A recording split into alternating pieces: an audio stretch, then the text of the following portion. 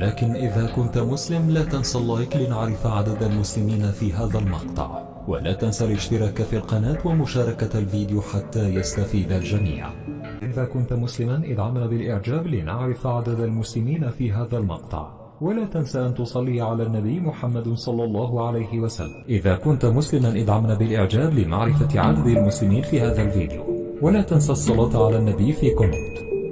لن تصدق ماذا وجدوا داخل بطن هذه الأفعى. شاهد معجزة هزت الكون ورسالة من الله تعالى. ولكن قبل مشاهدة الفيديو ادعمونا بالإعجاب لاستمرار هذه النوعية من الفيديوهات. الأناكوندا هي فصيلة من فصائل الزواحف، وهي ثعبان كبير الحجم يصل طوله إلى 6 أمتار في الوضع الطبيعي، وهناك بعض الطفرات التي قد وصلت إلى عشرات الأمتار. وهذا الثعبان موطنه الأصلي هو أمريكا الجنوبية. أما الأناكوندا الغير متطورة فتعيش في أستراليا، والفرق بينهما أن الأناكوندا الأسترالية تبيض وتحضن بيضها في عش، أما الأناكوندا في الأمازون فيبقى بيضها داخل بطنها وتفقس الصغار داخل البطن، ثم تخرج فتبدو أناكوندا الأمازون وكأنها تلد ولا تبيض. التواجد الجغرافي لهذه الأفعى: توجد الأناكوندا في مناطق أمريكا الجنوبية والاستوائية، في كل من البرازيل وكولومبيا وفنزويلا وحتى الأرجنتين وجنوب شرق آسيا. طريقة صيد الأناكوندا: الأناكوندا هي ثعبان غير سام، لكن تقضي على فرائسها بالضم والضغط على الجسم حتى تتفتت عظامها وتنفجر عروقها، وهذا بفضل جسمها الطويل وهيكلها العظمي المميز، إذ تتراوح فقراتها من 200 إلى 400 فقرة تساعدها على الحركة والعصر والسباحة باستطاعتها بلع رجل بالغ كاملا. وعند وجود فريسة أخرى ترمم في بطنها وتلتهم الفريسة. للأناكوندا صفوف من الأسنان العادية على عكس الثعابين السامة التي لديها أنياب بدل منها. وهناك نوعان من الأناكوندا: الأناكوندا الخضراء والأناكوندا الصفراء. الأناكوندا في التراث العالمي: شاركت الأناكوندا في فيلم أناكوندا، وهو فيلم رعب مخيف جدا يصور في إحدى قرى الحيوانات الطبيعية، وقد خيل في هذا الفيلم الأناكوندا ب9 أمتار كاملة ووجه مخيف عن وجه الأناكوندا الحقيقية لتبدو كحيوان آكل للبشر. وتم إنتاج هذا الفيلم سنة 1997 من إخراج لويس يوساسا وبطولة جينيفر لوبيز وإيسكو. شاهد ماذا وجدوا في بطن هذه الأفعى العملاقة. وجدوا معجزة كبيرة جدا. أظهر مقطع الفيديو لحظة قيام أحد الأشخاص بشق بطن ثعبان ضخم لاستخراج جثة امرأة ابتلعها في إحدى المقاطعات بإندونيسيا.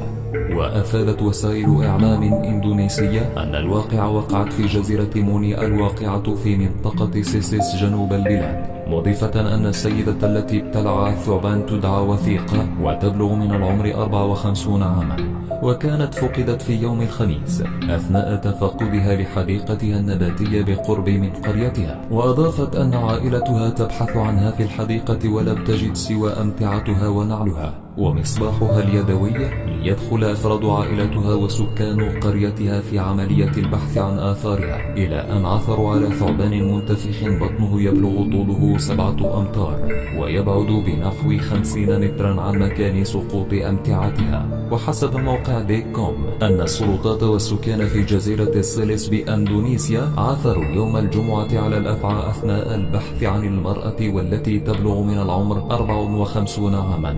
وأضافت الصحيفة أن العثور على متعلقات الضحية قاد إلى الاعتقاد بأن تلك الأفعى قد ابتلعتها، مؤكدة إلى أن الأهالي جلبوها إلى القرية وشقوا بطنها ووجدوا المرأة المفقودة مكتملة بداخلها. وأوضحت وسائل الإعلام الإندونيسية أن سكان القرية قد قتلوا الثعبان، وبعد شق بطنه عثروا على السيدة التي لا زالت سليمة وهي ترتدي ملابسها، وأشارت إلى أن هذه ليست المرة الأولى التي تشهد فيها هذه الجزيرة واقعة كهذه.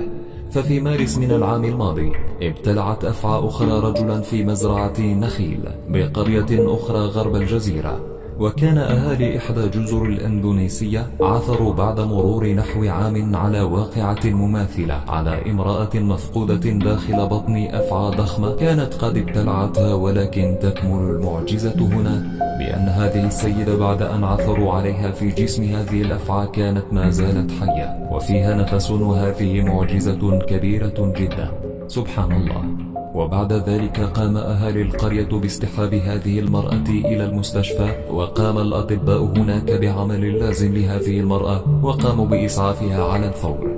وبعد أن أفاقت جاء إليها أحد الصحفيين وسألوها بماذا كنت تشعرين وأنت في بطن الثعبان؟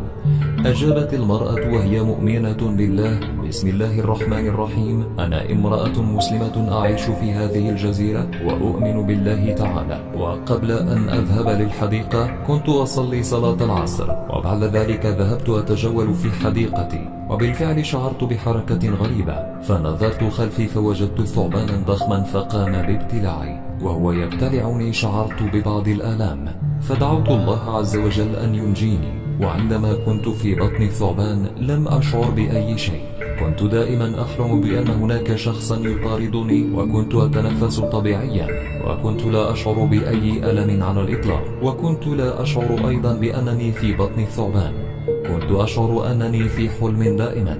سبحان الله تعالى. فالله سبحانه وتعالى نجاني، وأنا أحمد الله كثيرا وأشكر سكان هذه القرية العظيمة على مساعدتهم لي وإنقاذهم لي، وهذا بفضل الله تعالى وبفضل الصلاة على سيدنا محمد. وأنا أفتخر بأنني مسلمة. وسألها الصحفي سؤالا آخر: هل كنت تخافين من الموت؟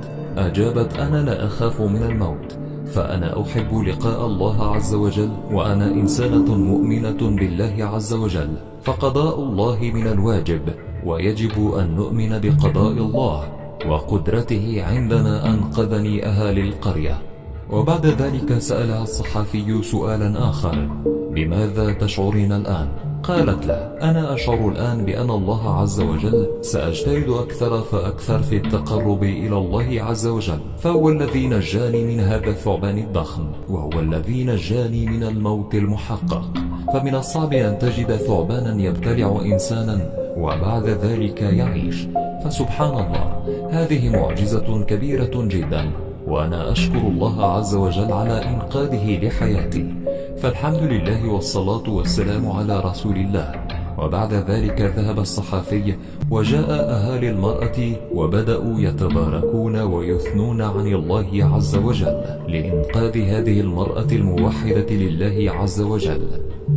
اللهم يا سامع الشكوى، ويا شاهد كل نجوى، ويا عالم كل خفية، ويا كاشف كل كرب وبلية، ويا منجي نوح وإبراهيم وموسى وعيسى ومحمد، أدعوك يا إلهي دعاء من ضعفت قوته وقلت حيلته، دعاء الغريق الملهوف المكروب الذي لا يجد كشف ما نزل به إلا منك، لا إله إلا أنت فارحمنا يا أرحم الراحمين. إلهي إنك أنت العزيز الجبار الذي لا إله إلا أنت، إلهنا وإله كل شيء، إلها واحدا. أسألك بحرمة الكلمات التامات كلها الأمن والعفو والعافية والمعافاة الدائمة في الدنيا والآخرة، والأهل والجسد والمال والولد والمسلمين أجمعين يا رب العالمين، إنك على كل شيء قدير. وصلى الله على محمد صلى الله عليه وسلم. الحمد لله رب العالمين. اللهم لك الحمد كله علانية وسرا، اللهم لك الحمد يا من توحد بالملك والملكوت وتفرد بالعظمة والجبروت، ملكت فقهرت فخلقت فأمرت فلا تحول ولا تزول، أنت قائم بنفسك سبحانك، أنت العظيم في جلاله وقدسه القادر العليم بالأحوال، سبحانك أنت المتكبر ذو الجلال والإكرام. نحمدك سبحانك بحمد الأنبياء والأولياء والصالحين والملائكة والمقربين. اللهم إنا نحمدك بما تحب أن تسمع من عبادك حمدا، اللهم نحمدك حمدا كثيرا. اللهم صل وبارك على عبدك ونبيك محمد صلى الله عليه وسلم وعلى آله وأصحابه الطيبين الطاهرين. اللهم يا سامع الشكوى، ويا شاهد كل نجوى، ويا عالم كل خفية، ويا كاشف كل كرب وبلية، ويا منجي نوح وإبراهيم وموسى وعيسى ومحمد، أدعوك يا إلهي دعاء من ضعفت قوته وقلت حيلته، دعاء الغريق الملهوف المكروب الذي لا يجد كشف ما نزل به إلا منك. لا إله إلا أنت فارحمنا يا أرحم الراحمين. إلهي إنك أنت العزيز الجبار الذي لا إله إلا أنت.